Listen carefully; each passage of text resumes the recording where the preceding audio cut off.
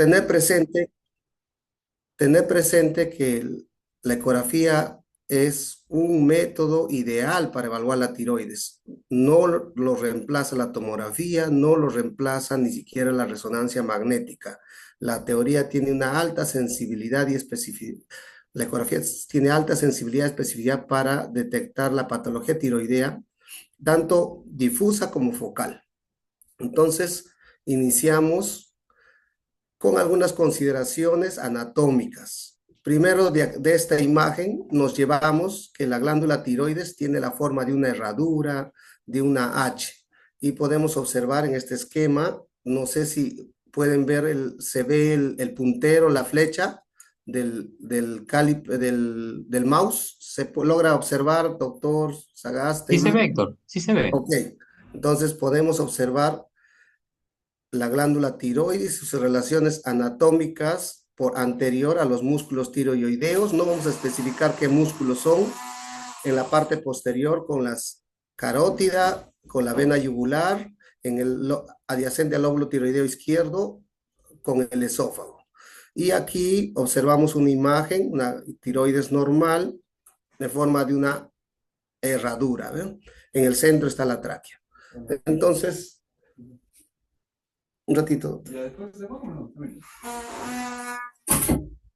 Eh, tenemos algunas consideraciones generales que debemos usar un transductor lineal. No podemos realizar con un transductor convexo, hacer una ecografía. Eso de no podemos utilizar es también, hay una excepción, ¿en qué casos podríamos utilizar un convexo? Es cuando hay una tiroides está demasiado grande, extensa. Entonces, en esos casos sí podríamos utilizar un traductor convexo, pero para más utilizar para la mesuración, para la medida de algunas masas.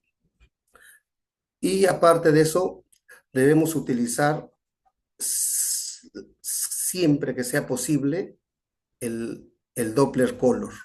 Aparte del modo B, debemos utilizar el Doppler Color y sobre todo este parámetro del PRF. El PRF debe estar optimizado entre 0.5 y 1 kHz. El filtro de pared tiene que ser bajo, un nivel 1 en algunos ecógrafos, en otros de 50 kHz. El Doppler espectral siempre se debe utilizar cuando hay dudas de diagnóstico, sobre todo en diagnósticos diferenciales como enfermedad de Graves o de Hashimoto, con un volumen de muestra de 2 milímetros. Lo otro es que para evaluar la tiroides, debemos utilizar una almohada en la espalda, no en el cuello, no en la nuca, sino en la espalda. Esto nos va a permitir extender bien el cuello y vamos a poder observar la tiroides adecuadamente y sus relaciones anatómicas. Aquí está los transductores que podemos utilizar, pero lo más importante también es que debemos graduar el TGC o la ganancia sectorial de esta manera, oblicua. La parte del TGC 1 en el medio, un poquito más a la esquina, y en la parte media tiene que estar máxima ganancia sectorial. Entonces, hemos visto los parámetros que se indican técnicos. Aquí está el esquema de la glándula tiroides en forma de H, los músculos tiroideos. Ahora vemos en movimiento, podemos ver la glándula tiroides, el lóbulo derecho, el lóbulo izquierdo, el istmo tiroideo, la tráquea. Por delante, estos músculos tiroideos, lo importante que quiero que sepan es que son músculos tiroideos y que siempre la glándula tiroides normal debe tener mayor ecogenicidad que los músculos tiroideos. Ese es un tip, es importante, porque si ustedes ven que la glándula tiroides tiene la misma ecogenicidad que los músculos tiroideos, ya estamos pensando en patología tiroidea difusa. ¿No? La otra relación anatómica que podemos confundir con una masa, una lesión, un nódulo, en adyacente al lóbulo tiroideo izquierdo vemos el esófago. Este es el esófago. También vemos la carótida, ¿no? Que no hay que confundir con nódulos. En el corte longitudinal de la glándula tiroides, homogéneo, más ecogénico que los músculos tiroideos. Ahí están, igual. Entonces, tienen que tener presente que detrás del lóbulo tiroideo izquierdo está el esófago, y el esófago incluso podemos ver la mucosa, la muscular, la serosa, pero no es el motivo del examen. Ahí podemos ver una glándula tiroides, el lóbulo tiroideo, que es más ecogénico al músculo tiroideo. ¿Ven? Aquí otra imagen, en la parte inferior, donde vemos la glándula tiroides de similar ecogenicidad que los músculos. Entonces aquí ya estamos pensando que hay una enfermedad tiroidea difusa. Pero antes de eso también, ese es en la ecogenicidad, pero también en las dimensiones. Las dimensiones debemos saber que el lóbulo tiroideo tiene una longitud de 4 a 6 centímetros, el antero posterior menos de 2 centímetros y el grosor del istmo entre 4 y 6 milímetros. Y la velocidad del pico sistólico normal es de la arteria tiroidea inferior, es entre 15 y 30 centímetros por segundo. Este es importantísimo, ya lo van a ver con algunos exámenes, ¿ya? Entonces, y aquí el tip es importante. Cuando dices que una glándula tiroides que está grande, aumentado de tamaño, cuando el diámetro anteroposterior es mayor de 2 centímetros. Este diámetro anteroposterior mayor de 2 centímetros está aumentado de tamaño. Entonces, ese aumentado de tamaño nos hace pensar muchas posibilidades como enfermedad tiroidea. Dentro de las enfermedades tiroideas difusas, la enfermedad de Graves, Hashimoto, ¿no? Entonces, es importante. La longitud es importante, pero el transductor no mide más de 6 centímetros. Lo que más sensible es el diámetro anteroposterior. Entonces, también hay variantes anatómicas como hay agenesia de los lóbulos tiroideos que pueden producir una enfermedad tiroidea difusa, y por el hecho de que ya hay una hipoplasia, una agenesia de algún lóbulo tiroideo o hay un lóbulo tiroideo ectópico. Eso también tenemos que tener presente, ¿no? Aquí hay una hipoplasia del lóbulo tiroideo izquierdo. Entonces, aquí vemos un lóbulo tiroideo, la glándula tiroides normal. Así debe ser ecogénico y homogéneo. Ecogénico, homogéneo, más ecogénico que los músculos tiroideos. Eso es importante, ustedes que deben tener presente siempre a la evaluación de la glándula tiroides. Ahí están las dimensiones. El antero posterior no debe sobrepasar más de 2 centímetros. El transverso también dice no debe ser más de 2 centímetros. Pero ¿quién te lleva mayor sensibilidad? El diámetro anteroposterior. El istmo también nos dice no debe ser más de 6 milímetros, ¿no?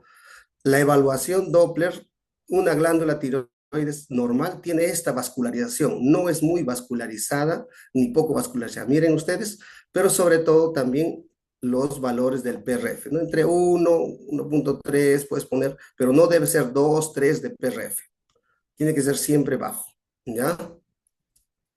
Y la velocidad, cuando ustedes ven la arteria tiroidea inferior, la velocidad debe estar entre 30, 20 a 30 centímetros por segundo. Esto es importante. Ya lo van a ver en algunos ejemplos. Cuando está en más de 60, ya dentro del diagnóstico diferencial, ustedes van a ver que va una enfermedad de Graves-Bassett, ¿no? Entonces, empezamos con las enfermedades tiroideas difusas. La más frecuente y la causa más frecuente de hipotiroidismo estamos la tiroiditis de Hashimoto. La tiroiditis de Hashimoto o también tiroiditis linfocitaria crónica tiene diferentes características. Uno, la ecogenicidad va a estar disminuido. Lo otro va a ser heterogéneo. Después va a tener micronódulos poco definidos entre 1 o 6 milímetros. Va a haber septos. Puede haber adenopatías. En el Doppler puede estar aumentado en su cogenicidad y algunas veces puede haber nódulos sólidos, pero hiperecogénicos. Entonces, eso es importante tener presente. Claro que ahí también hay riesgo de degeneración maligna como el linfoma tiroideo, pero por ahora no, ese tema no es para esta charla. Entonces, vemos en la tiroiditis de Hashimoto, primero la ecogenicidad. Miren la glándula tiroides, cómo está disminuyendo esa ecogenicidad, de similar ecogenicidad que los músculos tiroideos. Lo otro, que, mira, hay micronódulos, hay septos, y el Doppler está aumentado. Ustedes se han visto cómo era un Doppler normal de la glándula tiroides, aquí está aumentado.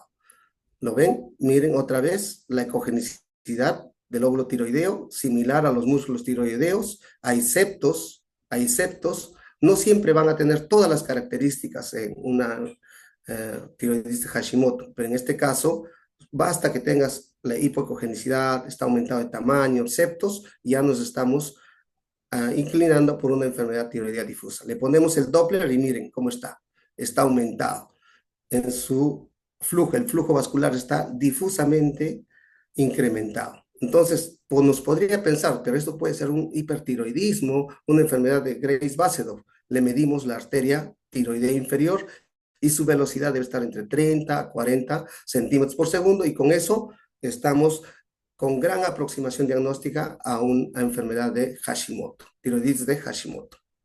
¿Ya? Acá vamos a una enfermedad de Graves-Basedov. La glándula tiroides está aumentado de tamaño, la convexidad de los bordes, si veíamos anteriormente, se está alterado, está en cóncavo.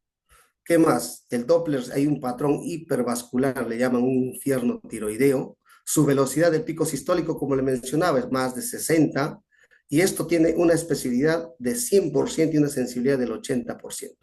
¿Ven? Entonces, prácticamente con la ecografía ya puedes aproximarte al diagnóstico, no necesitas tomografía ni resonancia magnética.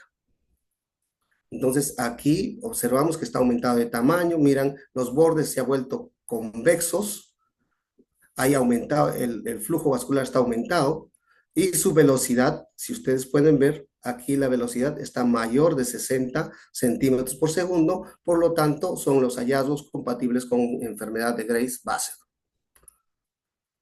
Otras imágenes similares, miren, la ecografía también está aumentado de tamaño y miren ahí el Doppler, cómo está aumentado. Entonces podemos medirle la arteria tiroidea inferior y su velocidad va a ser mayor de 60. Esto cualitativamente tiene mayor flujo que una tiroiditis de Hashimoto. Entonces, eso es la más frecuente también de las patologías tiroideas, la enfermedad de Graves-Bassett, un hipertiroidismo generalmente que está asociado, ¿no? Ahí está la velocidad. La velocidad aquí está, pues al simple hecho lo ves, 50, 100 y está más o menos más de 75 su velocidad del pico sistólico de la arteria tiroidea inferior.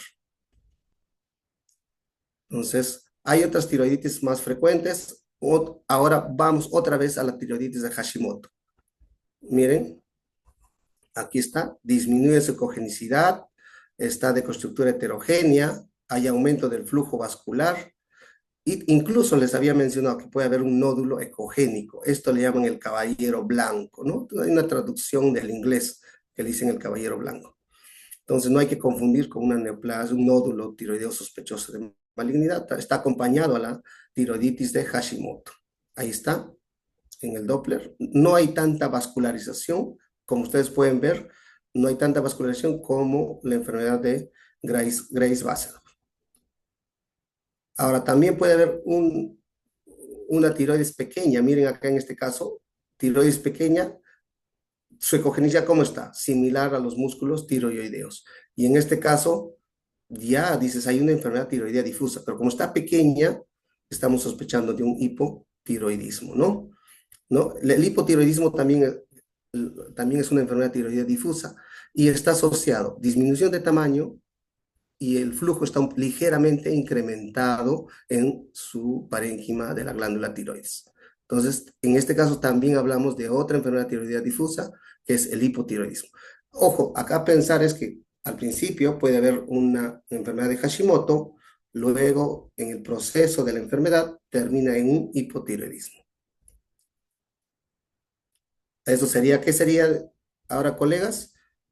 Fácil, ¿no? Ya vemos, está aumentado de tamaño, heterogéneo, septos, y a qué nos inclinamos a enfermedad, a tiroiditis de Hashimoto. ¿Eh? Son imágenes propias que nosotros lo encontramos en en, el, en la, en la atención diaria, ¿no? Y es frecuente esta patología. Miren, ahí está la vascularización y ahí le hemos medido. Este es un paciente incluso de neoplásicas que me tocó realizar. Aparte de las patologías que tenía una tiroiditis de Hashimoto. Ahí está. Disculpen más bien por el nombre porque no terminé de borrarlo. Ahora hay otra tiroiditis granulomatosa subaguda, ¿no? Esto es la tiroiditis de Kervain. así le llaman, tiroiditis granulosa subaguda o de Kervain, causa más frecuente de dolor tiroideo. Acá el paciente en los anteriores no tienen dolor, tienen molestias, tienen taquicardia, tienen algunos síntomas, pero no hay dolor. Aquí, para decir que sospecha de tiroiditis de Kervain, usted es paciente, tiene que venir con dolor, un antecedente de haber tenido un proceso viral, algún pródromo catarral, ¿no? Fiebre. Entonces, y el BCG va a estar elevado. Entonces, aquí lo que vamos a ver en esta tiroiditis de Kervain, va a haber, uno, la tiroides puede estar aumentado de tamaño, va a haber áreas hipoecogénicas irregulares, mal definidas, ¿eh? Podemos sospechar, a veces puede haber un nódulo tiroideo sospechoso de malignidad, pero son zonas mal definidas, incluso poco captantes, no hay flujo vascular determinado. Entonces, aquí, por el antecedente y por las áreas hipoecogénicas mal definidas, sospechamos de una tiroiditis de Kervain. Ahí le vemos en movimiento, en una secuencia de video, miren, no, para hacer, no dan sombra acústica, sus bordes son mal definidos, se pierden con el parénquima, se pierden con el parénquima. Entonces, ¿qué sospechamos? Una tiroiditis de Kervain. Ahí está, en corte longitudinal, miren cómo se pierde, no hay bordes delimitados, tampoco se ven irregularidades, se pierden los bordes, no se delimitan bien. Y al Doppler color, miren, esas zonas hipoecogénicas no son vascularizadas adecuadamente, tienen menor vascularización que las áreas preservadas de las glándulas tiroides. Ahí está, igual, es el mismo paciente, una tiroiditis de Kervain, ¿no? Entonces, aquí ¿cómo concluiríamos nuestros informes? Sería hallazgos ecográficos como patología tiroidea difusa, a considerar tiroiditis de Kervain, porque nosotros aproximamos al diagnóstico. Igual en la tiroiditis Hashimoto, hallazgos compatibles con patología tiroidea difusa, a considerar tiroiditis de Hashimoto, ¿no? Siempre por delante la patología tiroidea difusa. Aquí tenemos un caso de una paciente de 8 años, miren ahí, una paciente de 8 años. ¿Qué vemos? De todo lo que hemos aprendido, vemos que la ecogenicidad de la glándula tiroides, ¿cómo está? Disminuida. Tiene similar ecogenicidad al músculos tiroideos. Es heterogéneo, hay septos, tenía 8 años y mire cómo está el flujo. Está aumentado, ¿no? Está aumentado el flujo de forma difusa. Entonces lo que estamos pensando es una tiroiditis de Hashimoto, por los tabiques, si ustedes se fijan, hay unos pequeños micronódulos, ¿no? Micronódulos. Entonces, patología tiroidea difusa, enfermedad tiroidea difusa con aumento de flujo vascular, a descartar enfermedad de Hashimoto, tiroiditis de Hashimoto. Otro paciente más de 44 años, miren aquí, ¿qué ven ustedes? Ya han visto el tamaño más o menos, le han sacado el ojo, una memoria fotográfica. ¿Qué vemos acá? El tamaño de la tiroides está disminuido, su ecogenicidad está ligeramente disminuido, todavía mantiene un poquito más ecogénico, pero lo que nos llama la atención es el tamaño de la glándula tiroides. ¿Ya?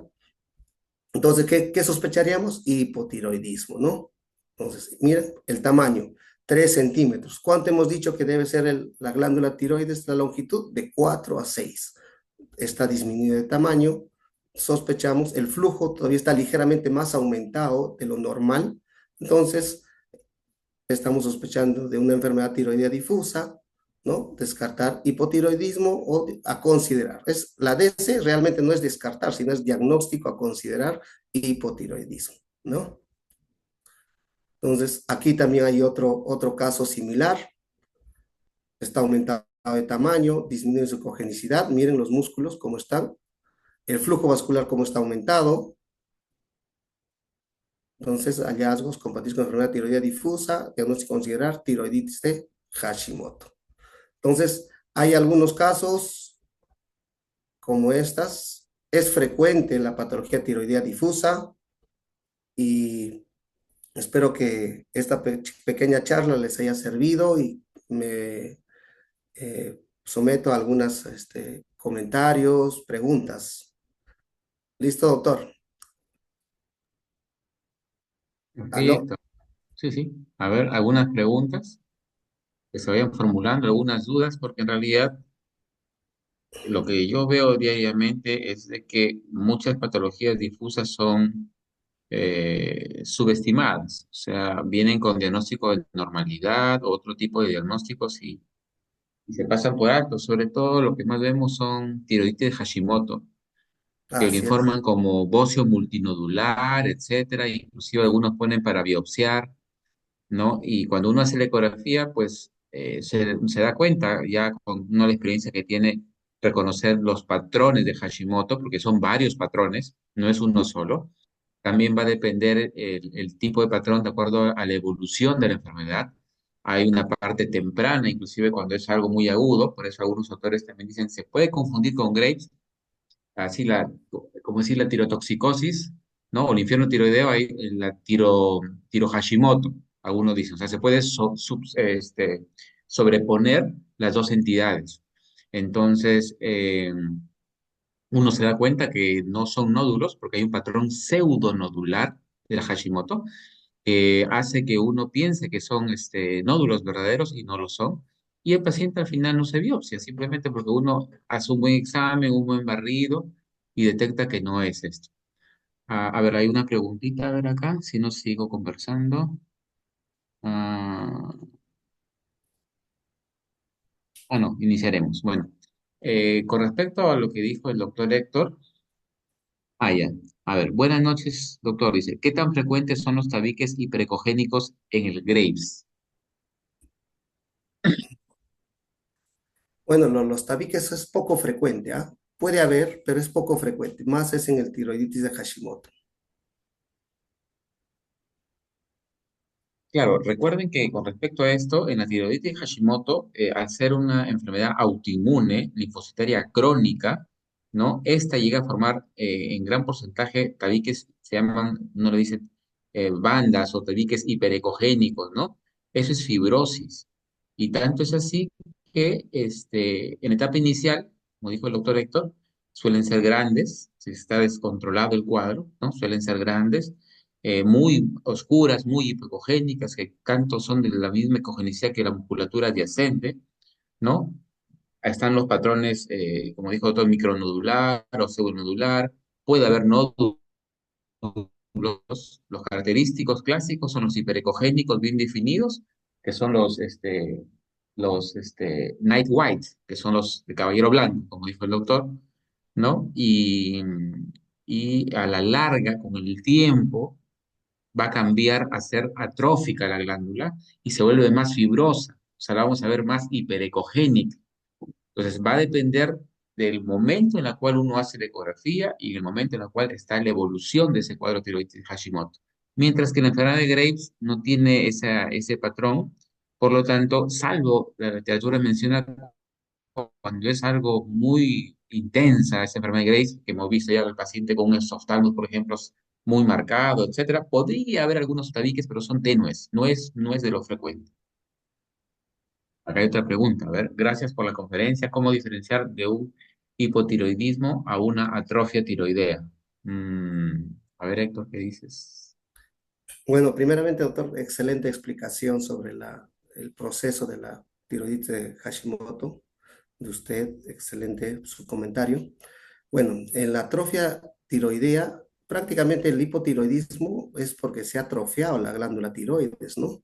Entonces, el hecho de atrofiarse ya no va a funcionar, no va a producir las hormonas, entonces va a producir un hipotiroidismo. No, ecográficamente, para decir atrofia, para decir que solamente nosotros, eso sí sería un diagnóstico anatomopatológico. Nosotros podemos decir que está disminuido de tamaño, de volumen, pero no podemos decir que está atrofiado, ¿no? Entonces, por eso, el hipotiroidismo encaja dentro de la patología tiroidea difusa también. Eso sería mi comentario, doctor. Ujú. Ya, a ver, de acá tenemos la otra pregunta. Yo tengo un punto a tratar, inclusive cuando se conversó con patólogos, ¿ya? La idea es tratar de ser multidisciplinario en algunas cosas. Yo sé que muchos, por ejemplo, me ha pasado que me dicen, pero esto no es anatomía patológica. Cuando un radiólogo o un imagenólogo se dedica mucho tiempo a hacer estudios, lo hace bien, me refiero, y estudia mucho y ve muchos casos, con el tiempo ya puede dar, digamos, lo más cercano a, a un resultado de patología, porque inclusive si hacemos biopsias, todo lo correlacionamos. Ahora, el radiólogo no hace la cirugía, pero si tienes buena conversación con cirujanos de cabeza y cuello, por ejemplo, que te retroalimenten qué salió o qué pasó con el laboratorio clínico, con el patólogo, entonces va a ser mucho mejor. Entonces, por ejemplo, en nuestro caso, nosotros llegamos a poner, como dice el doctor, qué cosa nos parece, porque, por ejemplo, glándula tiroides aumenta volumen, punto. Heterogéneo, no le dice nada al clínico. Hay que tratar de aproximarnos mucho más. Y con respecto a eso, yo tengo un punto muy claro, y eso lo hablamos con laboratorio y anatomía patológica. El diagnóstico de hipertiroidismo e hipotiroidismo es clínico, perdón, es laboratorial. O sea, yo he visto informes de cuello, de tiroides que ponen, ¿no? Hipotiroidismo, pero el hipotiroidismo, la función tiroideal no te lo da la ecografía. Lo que te dice es moto, pero hay un porcentaje que pueden cursar con hipertiroidismo, pero esa función elevada o diluida te lo va a dar el examen laboratorial. Por eso yo suelo pedir, y bueno, casi todos los pacientes vienen con su perfil tiroideo, a los endocrinólogos, a los que de repente todavía no saben mucho, les digo, pídeles completo, porque a veces obvian lo que es el anticuerpo antitiroideo. Y eso es muy importante porque va a estar enterado algunos, tanto y porque lo trata como clásico, ¿no? Y no mejora la paciente y uno hace la ecografía y ecográficamente es una Hashimoto. Cambia la perspectiva, cambia la forma de hacer el tratamiento y la paciente mejoró. Por un diagnóstico ecográfico. Entonces uno tiene que tener bastante en cuenta eso, ¿ya? Importante, ¿ya? Ver los famosos ganglios periísmicos o infratiroideos. Son ovaladitos, hipocogénicos, un poco vascularizados y punto. Muchas veces, según la literatura, sobre todo en niños, vemos solamente ganglios alrededor y la glándula se ve normal. Entonces, si tenemos un dato de laboratorio que nos dice que hay hipotiroidismo, esto podemos sospechar ya que puede ser un Hashimoto. Y les digo con experiencia porque yo le dije al pediatra, le hicieron seguimiento y fue una Hashimoto. O lo otro, un parénquima aparentemente normal, con algunos ganglios, pero tienes dudas, le pones el Doppler al parénquima tiroideo y es muy vascularizado. O sea, es homogéneo, pero es muy vascularizado. Entonces, si te llama la atención, también la literatura te dice que puede estar ante un caso de Hashimoto. Entonces, ese dato en Hashimoto hay que tenerlo mucho en consideración, ¿ya? Y bueno, como dice la atrofia tiroidea, ya nos hemos acostumbrado, doctor Héctor, a que nosotros pongamos hipotrofia, atrofia, de acuerdo a las medidas. Simplemente tú para decir que está disminuida una glándula, básate en las medidas. En pediatría hay tablas. Yo todavía tengo una tablita debajo de mi escritorio, no me acuerdo todos los percentiles, y pediatría se trabaja con percentiles. Y de acuerdo a eso uno dice si está chica o está grande la glándula, ¿no? A ver, doctor Héctor, dice, el bocio con patrón multinodular, bilateral, ¿existe? Ahí viene, ¿eh? ¿O son la mayoría Hashimoto? Dice. No, Hay varias claro, preguntas. anteriormente cuando no existía el Doppler, se quedaba pues solamente, bocio es, todo bocio es aumento de tamaño de tiroides, ¿no? Entonces dentro de eso había el Ujú. difuso y el multinodular, ¿no? Entonces no se definía bien, pero ahora con el Doppler, con las características que tienen cada patología, nos acercamos más al diagnóstico, ¿no? Entonces, como el doctor dice, sí, hay patrones que ya hemos explicado, entonces que te acercan más. Ya solo te quedarías con bocio multinodular si es que has utilizado un ecógrafo en blanco y negro, ¿no? Y ni así, o sea, sí te podrías aventurar a hacer un diagnóstico aproximado. pero el bocio multinodular es más un diagnóstico clínico que antes se utilizaba, ¿no? así es, muy bien, entonces así es. Ya, otra pregunta interesante, y justo eso también te iba a preguntar. Dice, he observado, saludo doctora Melina Restrepo de Colombia, siempre está con nosotros casi en todos los eventos que hacemos. He observado que en patologías difusas algunos colegas las clasifican en TIRADS 1 y esta clasificación es solo para lesiones nodulares. Agradezco su aporte.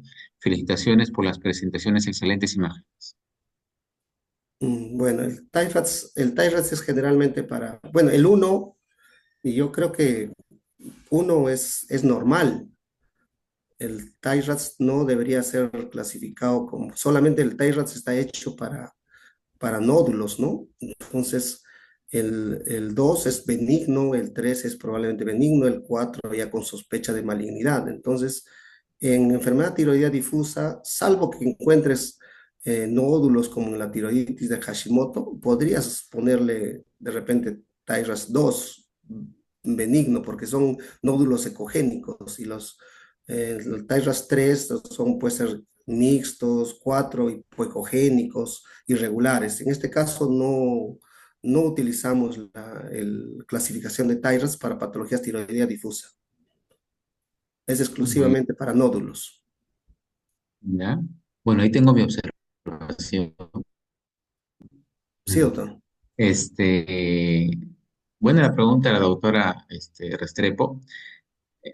Actualmente hay ya, como digo, desde que la doctora Eleonora Horvath, de la Clínica Alemana de Chile, fue la pionera en publicar el primer TIRADS a nivel mundial, ustedes saben que los gringos nunca se quedan tranquilos. Siempre ellos quieren ser los número uno, ¿no?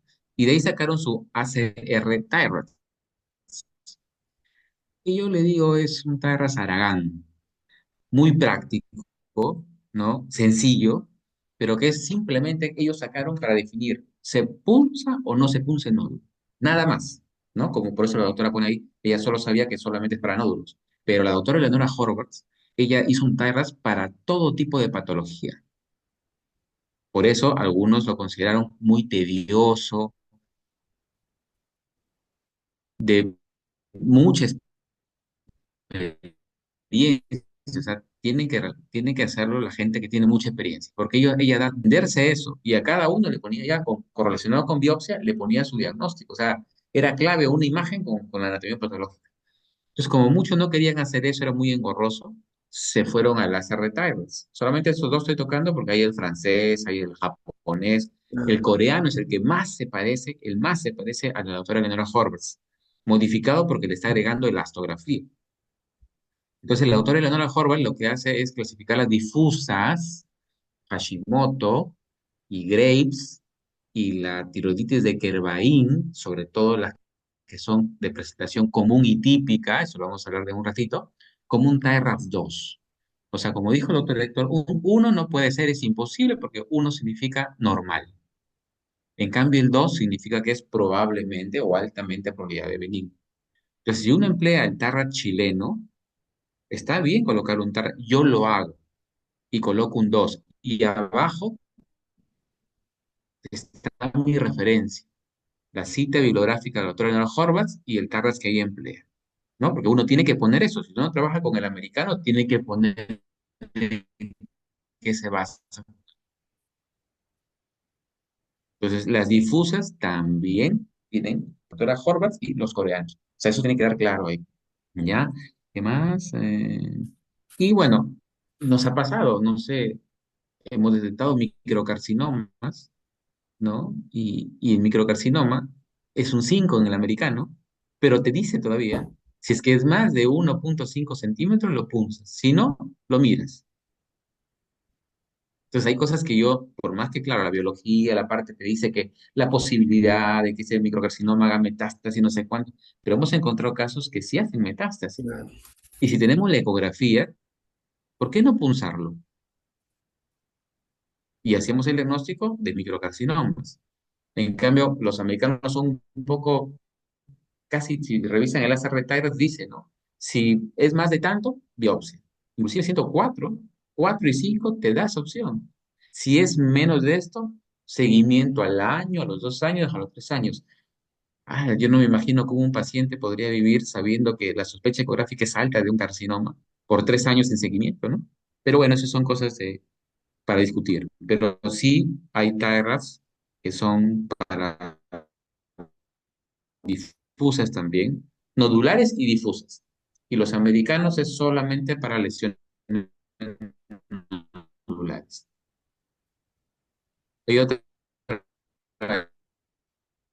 Héctor, dice tiroidea difusa, tan vascularizada. ¿Qué opinas?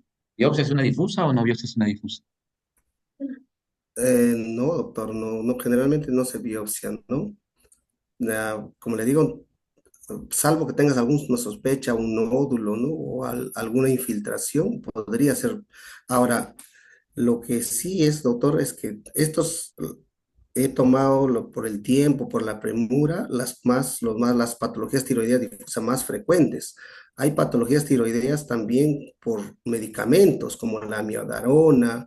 Hay patologías tiroideas también con posparto, ¿no? Entonces, hay diferentes patologías que son menos frecuentes, ¿no? Pero Ajá. hay que tener siempre presente eso, ¿no? No, no es todo lo que hemos hecho. Hemos hecho la parte principal, la más frecuente, y aquí yo creo que lo más importante, doctor, es optimizar tu ecógrafo para ver esas imágenes, o sea, poner ese flujo, como parece mentira, en una diapositiva yo le he puesto que debe ser el PRF de 0,5 a 1. Eso es importantísimo. Si no pones esas características, no te va a salir ese flujo vascular, no vas a poder decir si está vascularizado o no, porque a veces ese hecho de saber el valor del PRF, en algunos sitios solamente prenden el ecógrafo y ponen y dicen Doppler negativo, Doppler positivo, y no te dice nada, entonces estamos desviándonos. Incluso la forma de poner nuestro TGC de esa forma curvada, ¿no? Curvada hacia la derecha, bueno, en este caso a la derecha, es importantísimo porque vas a tener mejor calidad de imagen, vas a poder diferenciar entre los músculos tiroideos y de la glándula. Eso es importante y saber reconocer una glándula tiroides normal, ¿no? Después de eso sale el diagnóstico con los criterios clínicos. Claro. Miren, la idea de categorizar la patología tiroidea, en este caso difusa o nodular, es con el fin de evitar en lo posible las biopsias. Entonces, lo que se tiene que hacer es una larga curva de aprendizaje, estar dale que dale con la patología tiroidea, saber muchas tiroides, ¿no? Para tratar de evitar puncionar. Ahora, obviamente, si uno hace una buena disquisición, como radiólogos o imagenólogos, la ecografía es tan buena porque tenemos al paciente de al lado y podemos preguntarle al paciente la parte clínica de su padecimiento.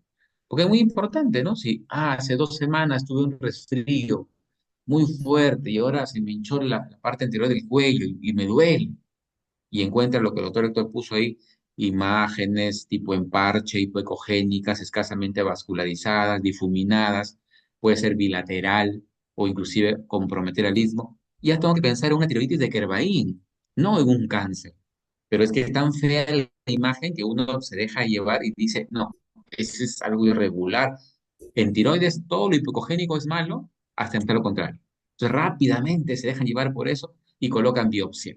Se funciona, porque nos ha llegado a pacientes con resultados de anatomía patológica, que de tiroides de Kervain funcionadas.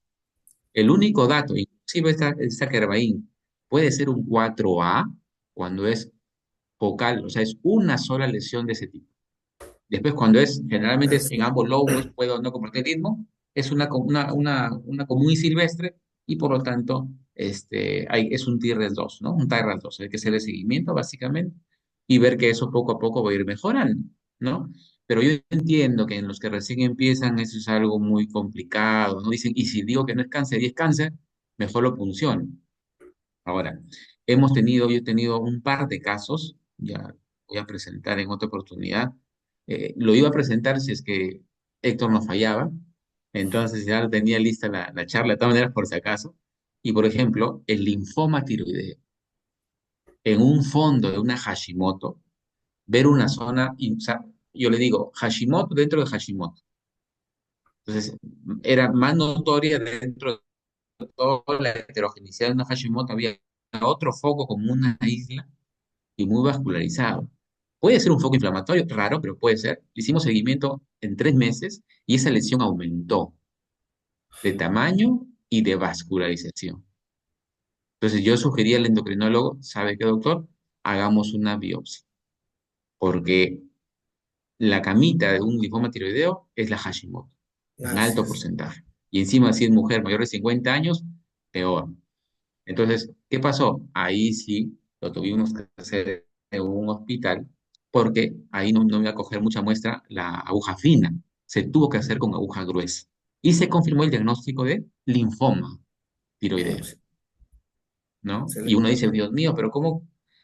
Porque por ahí otra pregunta, las adenomegalias, como le decía, es Hashimoto. típica de la Hashimoto, ¿no?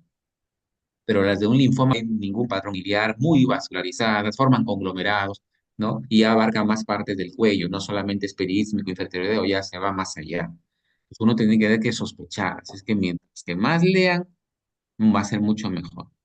A ver, doctor, otro dice, ¿cuáles son los signos ecográficos más específicos para diferenciar el Graves de Hashimoto? Eso lo dijo usted, pero a ver, tips Claro. para diferenciar Hashimoto de Graves. Hashimoto Grace, ambos pueden estar aumentados de tamaño, pero el tip, aquí sí hay un poco de esfuerzo, es la velocidad, el pico de velocidad sistólico, porque te pueden confundir.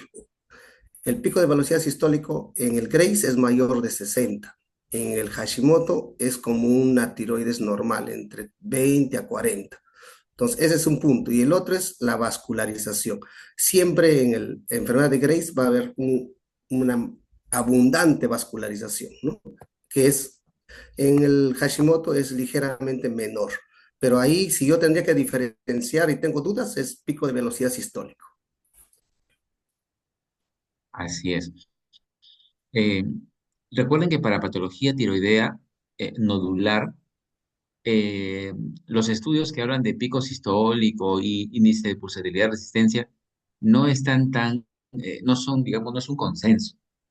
Algunos, bueno, le ponen, tienen tiempo, le ponen sus picos, todo, pero no te ayuda mucho para diferenciar malo de bueno, ¿no? Pero lo que sí te ayuda es el mapeo color, ¿no? Es decir, no es vascularizado, ¿no? Uno pone grado 1, grado 2, 3, ¿no? Es central y periférico. Eso te ayuda más para ver qué tanto del nódulo está comprometido, o sea, está muy vascularizado o cuál no.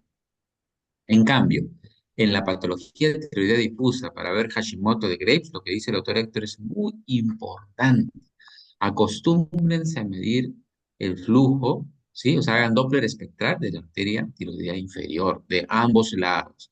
Ese es el tip clave, porque morfológicamente pueden parecer lo mismo, ¿no? Pero el tip clave es los valores. Por encima de 60 centímetros por segundo, piensen que es Graves sí o sí, ¿ya?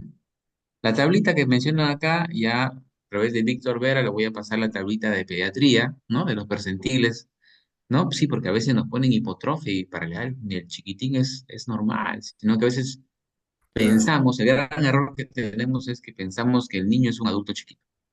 Y no, tiene todo propio, sus medidas, sus patologías propias, y eso hay que tenerlo muy en cuenta, ¿ya?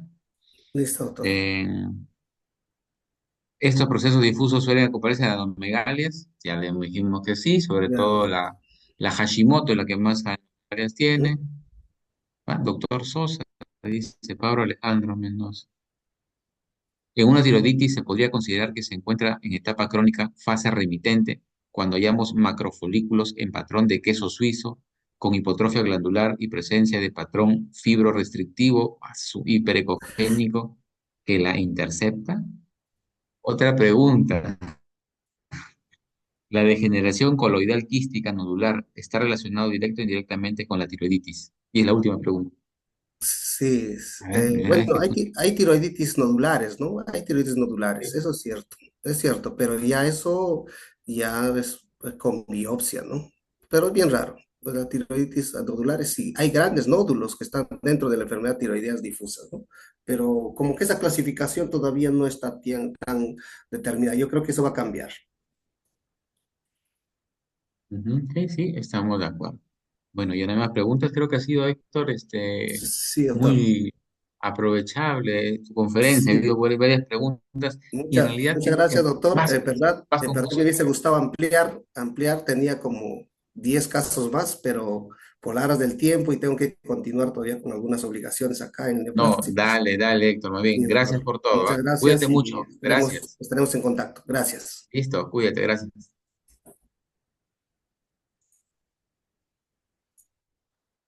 Agradecemos al doctor Héctor Sosa Paucar por su valiosa participación y por tomarse el tiempo de responder todas las preguntas.